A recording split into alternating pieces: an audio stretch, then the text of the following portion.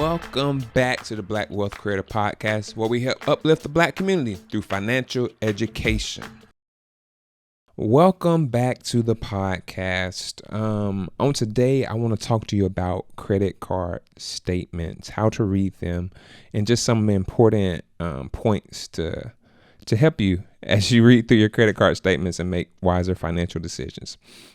So, on today, if you're watching me on YouTube, which you probably are, you'll see a sample credit card statement screen. And if you're listening to me, it may be easier today just to head over to the YouTube page to watch it, but I will try and be as descriptive as I can be.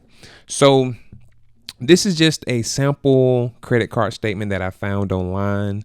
And the cool part about it, it had these numbers pre-written in there. And at the bottom of it, there are just explanations of what each of those numbers are that can help you even beyond this video. So what I thought was, I thought that was pretty cool.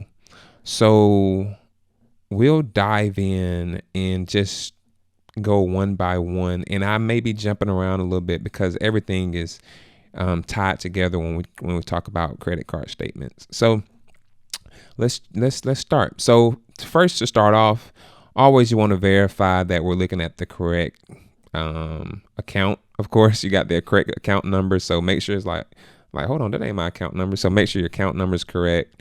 Make sure this is your bank.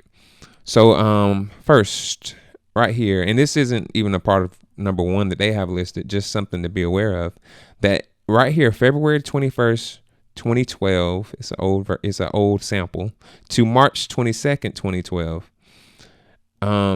That is called a cycle. So that is your entire cycle of this statement. So this normally means that on March 22nd, your credit card company is going to run your statements, and your account's going to cycle. They're going to start everything over in terms of what all your total transactions were for that month and what all your total fees were for that month and everything like that. So they're going to start everything over on March 22nd, March 23rd, on that range, depending on what type of, how they do their processing. But it'd probably be safe to say from March 23rd to April 21st or something like that. Whatever 30 days is with that, that's when they'll start it. Nevertheless, just good to know, because this means on March 22nd, this is when this statement's ran, but this also means that's when the credit bureau will be notified of your current credit status. So we'll talk about this in a moment. So that's when on that March 22nd date, that's when they will be notified of that. So let's dive into number one, and then I'll get back to why that's important. So on number one, this is our summary of account activity. We see what our previous balance was. So we know that this person has a revolving credit balance. We'll talk about that another day. But the revolving just means that they don't pay their full balance, which isn't a good way to be.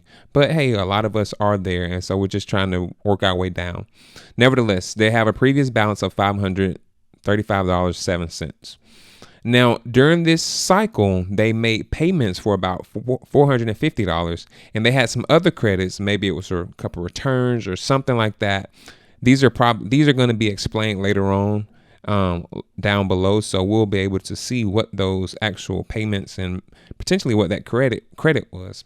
But this is just a summary of all this activity right here. We can look at this real quick and see like, okay, okay, boom. So they have the other credits of $13.45. They got a purchase. So these purchases are what you swiped your card, whether it was gas or groceries or whatever you swiped your card for during that cycle, is what those purchases are. Then they had a balance transfer.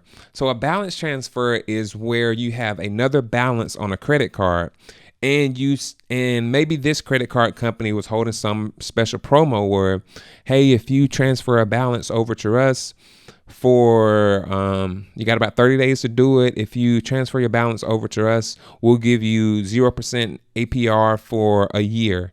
And so this other balance may have been, or this $785, their interest rate may have been up in the 20th, maybe 20%, something 20+%.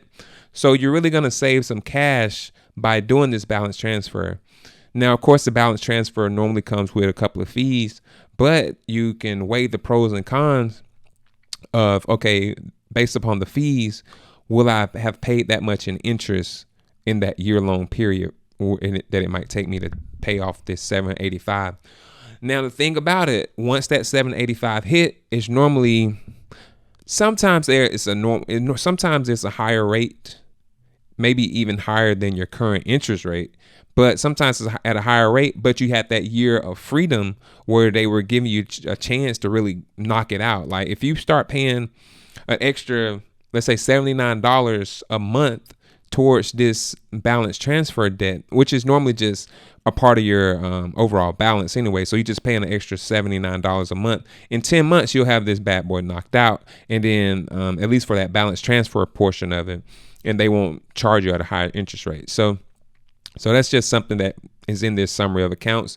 Also, they have cash advance, and cash advances means that this credit card company allows you to pull cash from their card. Not all credit cards allow that, but this card does. So it's almost like you would swipe and it says, do you want cash back?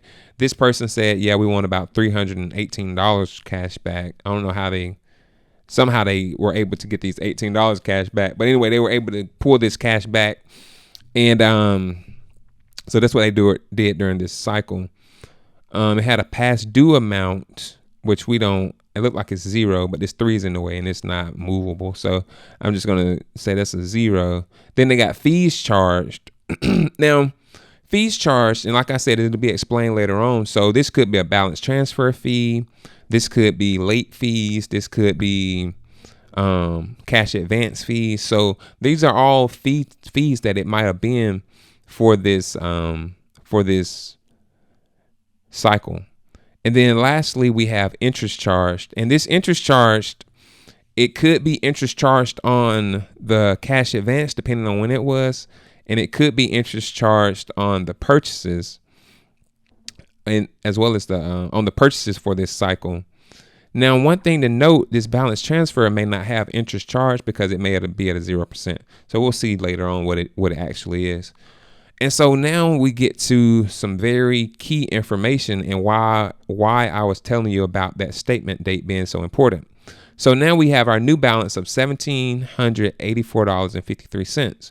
Our previous balance was $535.07. Now, if we paid off another credit card, okay, I'm jumping ahead. So that means, and then we have and then our credit limit is $2,000. So that means we have an available credit of $215.47. And this closing date was 3/22/2012. That means on this date, they reported that to the credit bureaus. Now, something to make note of, the credit bureau last month with this previous balance saw this card was at $535.07. This month, the credit bureau will see this at $1,785, roughly $85, $1,785. That is a large jump. So if we paid off this $785, if that was another credit card, then it may keep us in a decent range in terms of our credit score. Because what the credit bureau does, they want you in that 30% range of how much your card is used, that usage rate. So they want you in that 30% range. This card is close to 90%. So this is going to be a red flag for the credit bureaus, and it may lower your credit score. But like I said, if you pay this $785 off of another credit card, you may still be in that 50% range, but you'll at least be better than being in that 90% range. So just something to make note of. So now part two is payment information. Part 2, it shows you your new balance as well as your minimum payment due and your payment due date. This is very important, this payment due date. That means on 4/20/2012, 2012. Whoa, that's a lot of 2012. You will have to have paid this $53, or number 3, which shows your late payment warning, or you will be charged $35 for a penalty. And then it will also, your APR may be increased to 28.99%. So that's something to be aware of. And then number 4 is showing you just as min payment. If you only pay the $53 that's due, it's going to take you 10 years. It's going to take you 10 years to pay off this $1,784.53. It's going to take you 10 years if you're only paying the minimum payment. But if you increase that by $9, it's only going to take you 3 years, and you will have saved $1,052. So that's always something to be aware of. And then it's my first time noticing that they have this, but they also have credit counseling services, which is very good. If you're ever having some issues or you want to know more about credit, you can call their services. So that's pretty cool that they have that on there. So like I said, it's very important. This due date is extremely important because it shows when that money, that $53 is due. Because as we can see here in part 5, this is a notice of your change to interest rate. You have triggered the penalty APR of 28.99%. This will impact, and they give you a date. And I think they have to give you up to 75 days notice as to when it's going to increase. But because they were late on a couple of payments, which is probably why their fees are so high, because they were late on a couple of payments, it increased their APR. So we never want our APR. We want to decrease that as much as possible because that's just money that the credit card company is charging us and making money off of. So that's 5. And then 6 is just saying important changes to your overall account terms, transactions made, just telling you all the different things of how, like, when this APR goes into effect, how it's going to affect your transactions as well. So your their current APR is 16.99, but because of late fees, they weren't paying attention to this due date. They are now going up to 28.99%. So now let's go on to part 7. So part 7 is going to show you all of your transactions, which we really want to take note of because sometimes you might have fraudulent activity on your account. So you really want to take note of your transactions. I check mine maybe 3 to 4 times a week. I'm always checking on all my cards. Like, I'm checking to make sure that they are my transactions. And that may be because I've had some fraudulent activity before and it's just a mess to get cleaned up. So not so much on their end, but it's just that you're going to be without your card for a while. So it's just, I like to be aware of it and just get it paid or get it resolved as quick as possible. So you really want to take note of these transactions, but let's go through them real quick. It gives you a reference numbers. Sometimes you're on the phone with them. They might ask you, hey, can you read off the reference number? But we have the transaction date, and you got the transaction the post date. This is just a credit card industry type thing. Once you swipe your card, that's when it transaction date goes, but it normally doesn't post to your account till maybe a day later, depending on the time of day, maybe. And depending on when they choose to process, it may be the same day, but it's normally a day later. Gives you the transaction as to where this happened, and then it gives you the amount of the thing, of the purchase or the thing. So as we can see here, we had a transaction, but remember I was talking about those payments. So we can see here we have $450 in payments, and they're like, thank you. And then we had a cash advance here for $300. Oh, okay, that's how they got that amount back. So they got a cash advance here of $300.18. Then they had this balance transfer of $785. Then they got a couple of other things. We see here a late fee because which is part 8. I'm sorry, part 8, explaining your fees. And we had a late fee here for $35 because we didn't pay on time. We had a balance transfer fee of $23.55. Like I said, you're probably going to get it at a lower rate. If we skip down a little bit and skip ahead, if we look at part 10, balance transfer 0%. So that's why you do that, because you probably had a higher percentage, and it's only going to cost you $24 to get it at a lower percentage. So yeah, go ahead and do that if it's something you're interested in. And then they had a cash advance fee of $10.90 because the credit card company doesn't really want you to use their cash. They want you to use their card. So, and charge you the interest and stuff like that. So that's why cash advance, as you can see right here, they normally have higher percentages. Let's go on to part 9, which is like a year to date type things, just showing you all of your fees and your interest charged for the year to date. We were in, as you can see here, we were in February to March range. So we don't have a lot. And we normally, because they're carrying a balance, their interest rate is going to be, adding up throughout the year.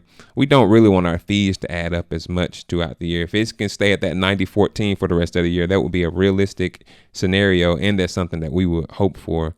This interest rate is probably going to be going up throughout the year, especially because they went from $500 to about $1,700 in debt. So the interest rate is going to go pretty high. But like I said, that 785 that went down.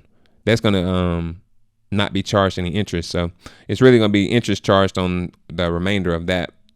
Okay, so that kind of brings us to point 10, which is our final piece of the puzzle, where they're talking about the interest charge calculation. And this shows you what the interest was charged on purchases, what the interest was charged on cash advance, and then what the interest was charged on balance transfers. It shows you what amount of your money was subject to that charge. Now, and then how much interest was actually charged for it. Now, if you look at it, you say, well, I had 785. So when your payment came in, it's called payment allocation, more advanced topic that I'm not even 100% sure of. But when that 450 came in, depending on the date, that's how they allocated that money. So some way, somehow they allocated, looks like about close to about $150 or $148 towards this, towards your balance transfer. Then they put a little bit towards your cash advance, and they put the rest of it towards your purchases. And that's all within your setup of your account that I'm pretty sure you can probably ask them about, and they'll give you a little bit more insight if you called them, which they did have a customer service number up here if you wanted that information. So that is just the credit card statement. I think it's very important to understand these things. One quick note before we get out of here is that this hasn't always been the case. Like I said, our parents, they didn't get things like this because credit card companies have been sued for predatory type things. So that's why we get these lovely breakdowns now. But this has not always been the case. Our parents didn't have this, if you only pay this minimum balance, it's going to take you 10 years. So I say that to let you know, like, we're in some of the best terms of financial education.